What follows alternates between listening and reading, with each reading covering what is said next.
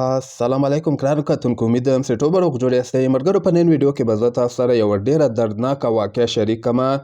که تاسو ته یاست یو وخت کې افغانستان کې یو وړکی غوندې ماشوم په ساه کې غورځېدلی و، بیا څومره څو ساعته هغه بیچاره ژوندی و، هماغسې بیا ده هغلته یعنې خپل ساه ورکړله. هغه ماشوم هلته په افغانستان کې شهید سو او هغسې بیا طالبان چې کوم دی هغوی دغه ماشوم راباسلی او کورنۍ ته یې ور وسپاره. څو ساعته تقریبا 2 ورځې بیچاره هغه هلته په یعنې هملته ساه کې بند پاتې و. بیا بالاخره هغه خپله ساه ورکړله او هغه بیچاره شهید سو.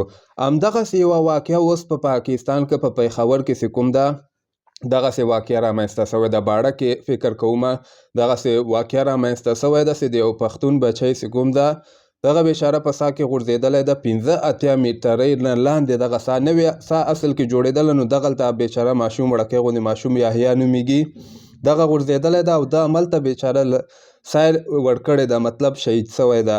نو دغه بیچاره ماشوم شهید سوی ده. اوس دغه 2-3 ورځو راهیسه فیسبوک کې ډېرې زیاتې ویډیوګانې ګورم. هر یوه ویډیو چې ګورم زړه مې ورباندې ډېر زیات خفه کېږي. نو الله پاک دې د دوی دغه کورنۍ ته خاص کر مور و پلار ته دې د زړه صبر ورکړي چې یعنې ګل غوندې ماشوم د دوی لاندې غورځېدلی ده. دا ډېره سخته وي، کورنۍ باندې ډېره سخته وي.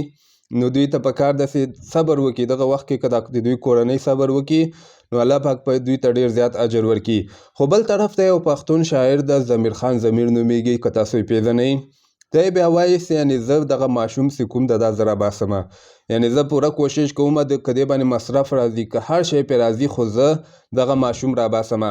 یعنې څنګه په افغانستان کې هم سهولت نه و هلته موږ سره افغانستان کې همدغسې په پاکستان کې پېښور کې هم داسې سهولت دوی سره نشته ده چې 15 میټرۍ نه دغه ماشوم راپورته کړي. نو ډېر سخت وخت ده په دغه یحیی ماشوم دغه کورنۍ باندې ډېر زیات سخت وخت ده. الله پاک دې ورته اسانه کړي.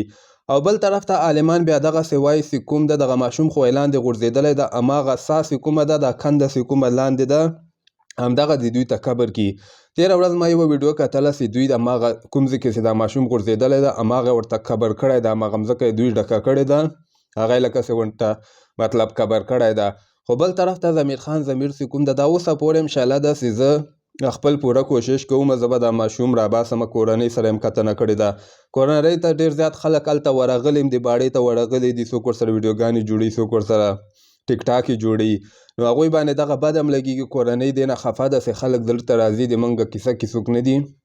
یو ضمیر خان ضمیر ده چې د موږ کیسه کې ده، بل بقیه ډېر خلک چې دلته راځي ویډیوګانې لپاره راځي، هغه لپاره راځي.